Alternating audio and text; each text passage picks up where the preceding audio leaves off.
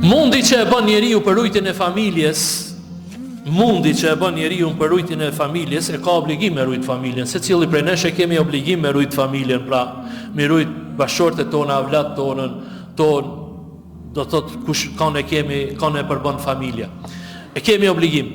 Për te obligimit që e kemi me rujt familjen, a ju ka shku mend ndonjëherë se ku dilni prej shtëpisë për me shku me punue, në moment që dalish dhe dhe në momentin ku të kthejesh, me bo me gjithë vdekja në qëtë rrugë, ti shkoj shehit. Ti shkoj shehit. Pse? Se vlera e qasaj pune që e bën ti me rujt familjen, është shumë e madhe, është ibadet i madh. Prandaj në moment kur del ti prej shtëpis, shkon ndërtimtari, edhe Allah e ka caktu si që gjithve ka me na caktu momentin e vdekjes. Allah e ka caktu që ti me e dërzu shpirtin tek Allahu xhaleshan në një apo në një mënyrë tjetër, ti i ki të gjitha dispozitat për me shku në shehid në xhenet.